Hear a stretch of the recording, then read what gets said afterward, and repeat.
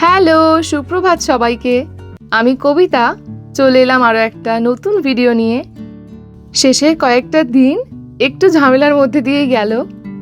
আমরা কালকে move out করে এই বাড়িতে এসেছি। এই জন্যে আমাদের এই অ্যাপার্টমেন্টের একটু অন্যরকম অবস্থা। বেশ কিছু জিনিস গুছিয়েছি কালকে, তবে আরও অনেকগুলো জিনিস গোছানো বাকি।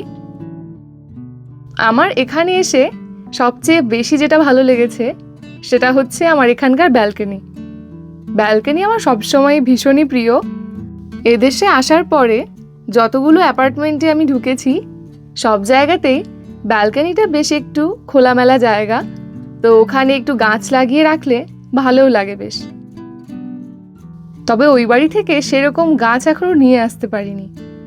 ওই অ্যাপার্টমেন্টটার লিজিং শেষ হওয়া এখনও বেশ খানিকটা বাকি, তো ওগুলো গিয়ে পরে আস্তে আস্তে নিয়ে আসবো।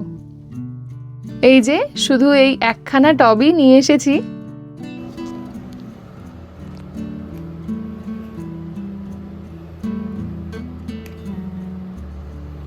এখন মোটামুটি 11:30 মতন বাজে, ওই জন্য ভাবলাম সকালের ব্রেকফাস্টটা একটু ভারী করে করা হোক। সকালের দিকে ঘুগনি রুটিটা একটু কমই খাওয়া হয়, তো আজকে ভাবলাম একটু ঘুগনি করে নিই। আগে থেকে কাবলি ছোলা ভিজিয়েও রেখেছিলাম, তো এখন ঘুগনি করব আর তার সাথে কিছু টর্টিয়া।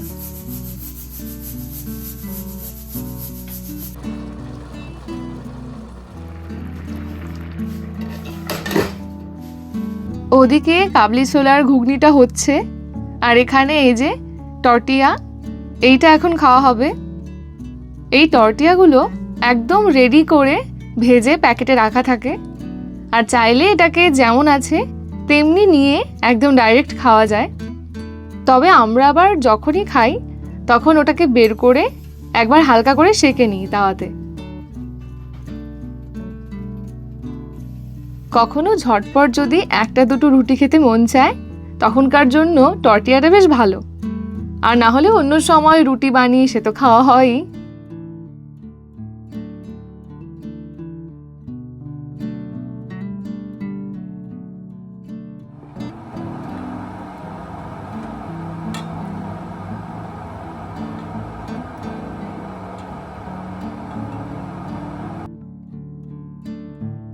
আমাদের সকালের ব্রেকফাস্ট তো হয়ে গেল, আর এইগুলো সকাল সকাল গিয়ে নিয়ে আসা হয়েছে।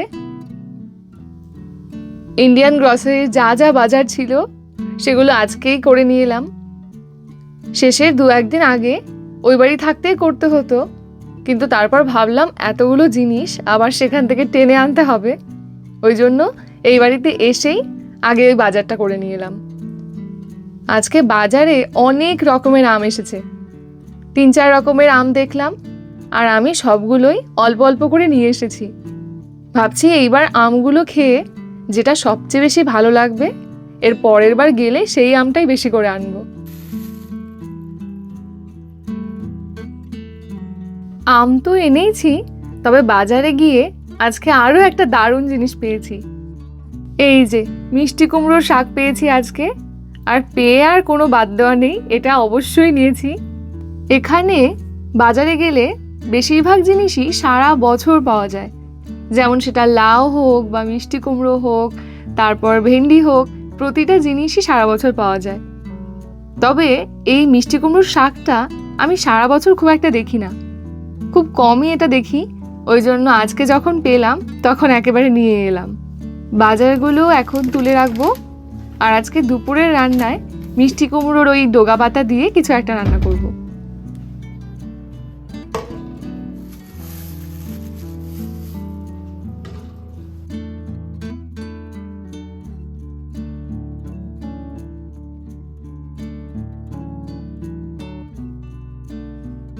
এই মিষ্টি কুমড়োটা মোটামুটি 1/2 কিলোর দাম ভারতীয় টাকাতে প্রায় 450 থেকে 500 টাকার মতো নিয়েছে।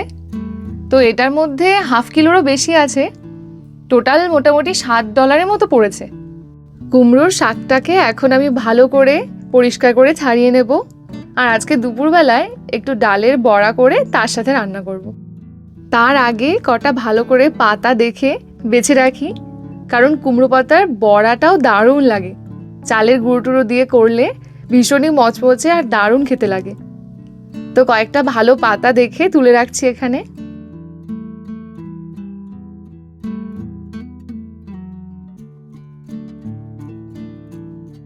আমরা যে অ্যাপার্টমেন্টটা ছেড়ে এলাম ওখানকার লিস্ট শেষ হতে এখনো অনেকগুলো দিন বাকি। আমরা তার অনেকটা আগেই চলে এলাম, আর এর ফলে অনেকটা জিনিস ভালো হয়েছে। সেটা হলো কিছু জিনিস যেগুলো আস্তে আস্তে আনলে চলে সেগুলোকে আনার অনেকটা সময় পাওয়া গেল। যেমন আমার গাছগুলো এখনও ওখানে পড়ে রয়েছে। এখানে অ্যাপার্টমেন্ট নিতে গেলে ওই 1 বেডরুমের অ্যাপার্টমেন্ট, তারপর 2 বেডরুম, 3 বেডরুম সব রকমেরই নেওয়া যায়। একটা ঠিকঠাক অ্যাপার্টমেন্ট এরিয়া হলে সেখানে 1 বেডরুমের দাম হয় ভারতীয় টাকাতে 1,20,000-এর মতন। 2 বেডরুম যেগুলো সেইগুলো 1,45,000 থেকে 50,000-এর মতন। 3 বেডরুম যেগুলো সেগুলোর দাম আরও বেশি পড়ে, কারণ সেগুলো আরও বড় হবে। তবে হ্যাঁ, এগুলো জায়গা বিশেষে, তারপর এলাকা অনুযায়ী এগুলোর দাম বেশি বা কমও হতে পারে। কখনো যদি দোকান বা মার্কেট যেগুলো সেগুলোর কাছে কাছে হয় তাহলে স্বাভাবিকভাবেই সেইগুলোর দাম একটু বেশি, আর যেগুলো অনেকটা দূরে হয় সেগুলোর দাম একটু হলেও কম।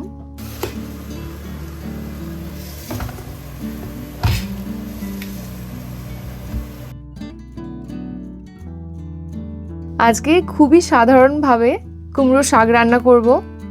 আগে কটা আলু ভেজে নিচ্ছি ওদিকে, আর তারপর শাকগুলো দিয়ে দেব। আমার কাছে মিষ্টি কুমড়োর শাক একদমই মশলা ছাড়াই প্রায় একটুখানি ডালের বড়া দিয়ে ঝোল ঝোল করে করলে খুবই ভালো লাগে। আমি এর মধ্যে এমনিতেই কোনো মশলা দেব না, আর শাকটা একটু মশলা কম দিয়ে রান্না করলেই বেশি ভালো লাগে। সকালবেলা একটু মসুর ডাল ভিজিয়েছিলাম, ওই ডালটা দিয়ে বড়া করে নেব।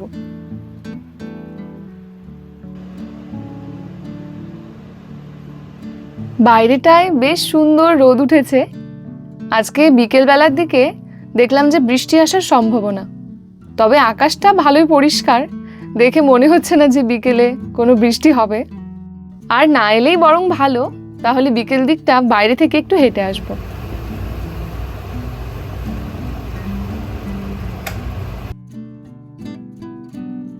শাকের ঝোলটা জাল হচ্ছে, আর এখানে আমি একদম ডালটাকে পেস্ট করে নিয়েছি, আর এটার বড়া করে একদম ডাইরেক্ট দিয়ে দেব, তাহলে সুন্দর নরম হবে। মুসুর ডালের পেস্টের মধ্যে খুব অল্প করে একটু মশলা দিয়েছি, আর তার সাথে একটু কালো জিরে দিয়েছি। এইবার এগুলোকে মুচমুচে করে ভেজে নেব।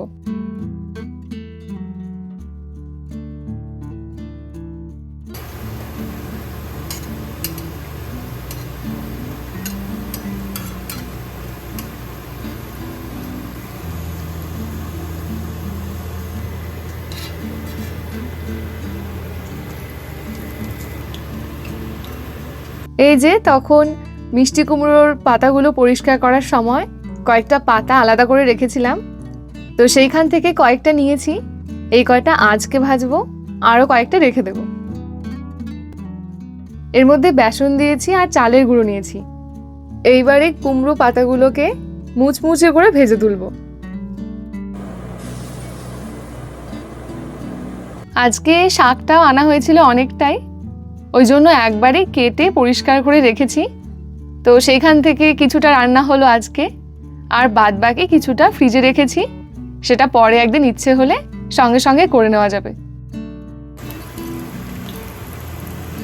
ওদিকে কুমড়ো শাকের ঝোল হয়ে গেছে, আর ওখানে শুধুমাত্র এই মশলাটা দেব। এইটা রাঁধুনির গুঁড়ো। তো শাকের ঝোলে একদম লাস্টে একটুখানি ছড়িয়ে দিলেই দারুণ একটা গন্ধ হয়। এবার বাড়ি থেকে আসার সময় মা এটা গুঁড়ো করে দিয়েছিল, আর বলেছিল রান্নার শেষে এইভাবে একটু ছড়িয়ে দিবি, দেখবি দারুণ একটা সুস্বাদু গন্ধ হবে।